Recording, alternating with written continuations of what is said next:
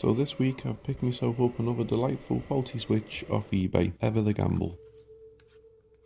So this one listed as no power, so let's take a look at it. The conditions of it is okay, it's not the best. I haven't got a game or SD card with it unfortunately. So it cost me £33, so relatively cheap. Just listed as no power. So it's missing screws as you can see, which is never a good sign. So let's plug it in and see what happens. So plug in the charger one way, nothing shows up. Plug it in the other way, nothing shows up. So let's get the screws out that are in there. Back plate off first. Then these are off the heat shield. And then straight away I can see I'm missing a connector. That's not a good sign. So we need to have a closer look. So disconnect the battery, stop any issues. So I'm going to plug in a known working battery just to see if something happens. And to my surprise, it actually turns on. So flip it over. And then we can get it started up. So I was totally shocked that it started up, so it's a good sign.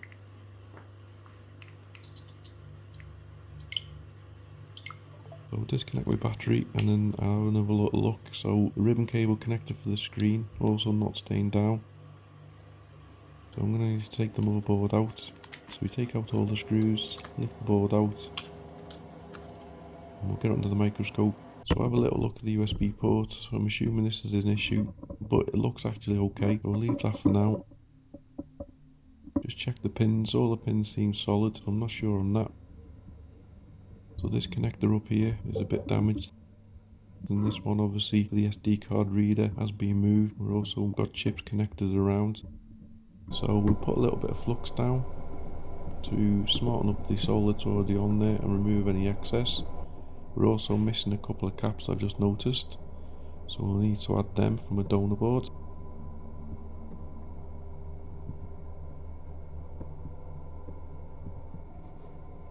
So we'll give it a little clean of isopropyl to make sure it all looks okay, which it doesn't look too bad. There's a lot of dirty flux still on the board, so we'll give it a quick clean. Now we need to get a donor board to remove the missing chips, so I'll get this cap first. So we just heat from below and then just get some tweezers, some good tweezers, and lift it.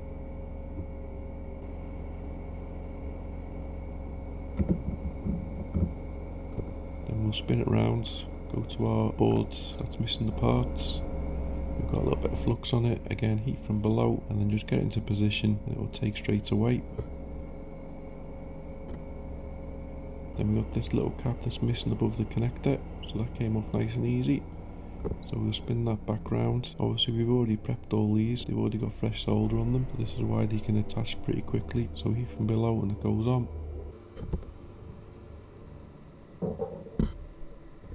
And then this connector itself, I don't have a new one of these, but this one looks like it's in decent condition. So we'll just heat from below until the solder melts, and then once the solder melts we can gently lift it off. And then we'll go back to our board that we're trying to repair. So we'll just try and position the connector as best as we can. This always helps if it can pull itself in. And then once it's in position, we can heat from below. And then when the solder melts, it will start moving. So while we're at it, we can just move this cap that's touching, which is probably causing a bit of a short. And then we can make sure that we're happy with the position. And then when we are, we just remove the heat. And then we just need to leave it for a couple of seconds to cool down. So I'm just going to apply a little bit of flux and then heat it once more. Now I've zoomed in a little bit more just to make sure that I'm happy with all the positioning. We also noticed that this cap had been knocked, so we just need to move it back over, get it in position, and then it's all solid.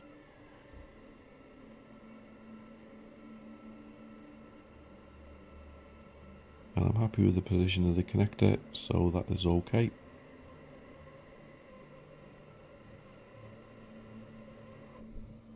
Just leave it for a couple of minutes again just to cool down. We'll just have a little look at the circuitry next to it where one of the caps was connected. All the others seem to be separated okay. It just needs a good clean in a minute. So plenty of isopropyl alcohol all over it, all over the connector, all over the caps next to it, just to make sure that there's nothing shorted or misplaced. Quick clean, quick dry, all looks okay. And then we just have a little look on the side to make sure that all the legs look like the solids. So they look fine on that side.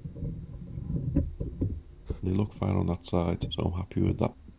So this connector I might as well take it off as well. So again, apply some flux and then we apply the heat from below. I always go for around about 400 C, maybe 440 if it's being stubborn. So we just keep moving the heat from underneath. Be careful not to touch anything under there because you don't want to be knocking any caps off.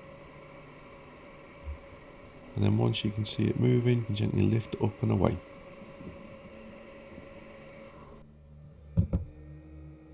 So then I just apply a little bit more flux straight off.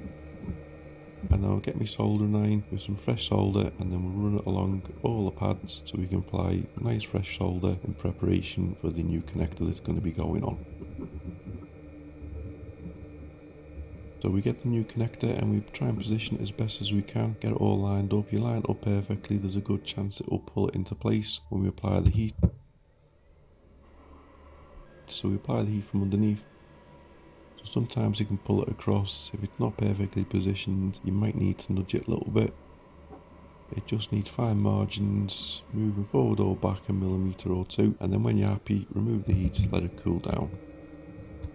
And then we'll have a little look under the microscope just to make sure that all the pins are lined up and all the pins are connected, which they are.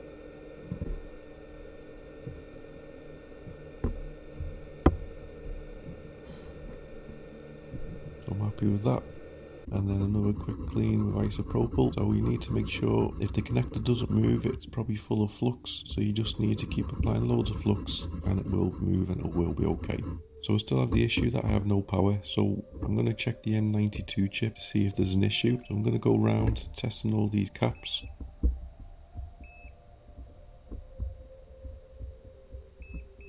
And this cap at the top, 4th one along in landscape mode, this is beeping either side. This means it's shorted. So this almost always means it's the M92 chip that's at fault.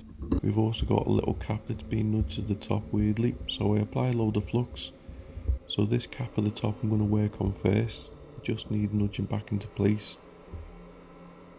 So I try and move it, but I end up making it a little bit worse. So I have to turn the board round, get some decent tweezers, pull it away, and then you can reposition it and get it nice and straight. So it's always worth having your board in the right position to start with.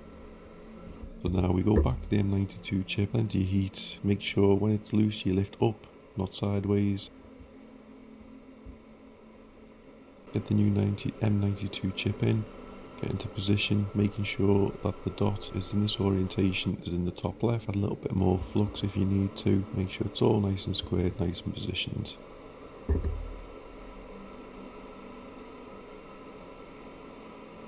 And then we'll give it another clean once it's cooled down with isopropyl before we have a quick check to make sure that all the pins are lined up correctly. So we have a look on the sides and as you can see they're all lined up and they're all nice and perfect. It's about as good as it'll get applying a new M92 chip. And the cap at the top there is all nicely in position.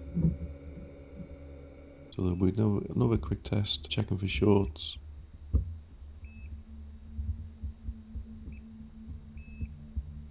And now we no longer have a beep on that cap, so hopefully that means that's fixed. So we just connect the board to a battery and then plug it in to see if we've got a charge, and then straight away we've got something on. So it is quite low for what it is, but this normally means that the battery is completely depleted. So we'll plug it back in to the housing. We'll plug it in. And do we get anything on the screen? Yes we do. So the connector's working on that. So I'm just going to plug in my known working battery because I know the other battery won't work. And then we turn it on, making sure that we're still booting.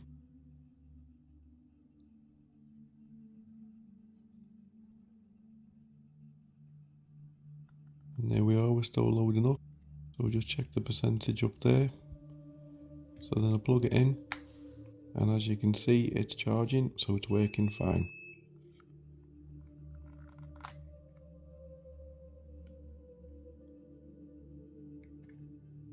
So then I just need to connect an SD card connector to the back, pop in the SD,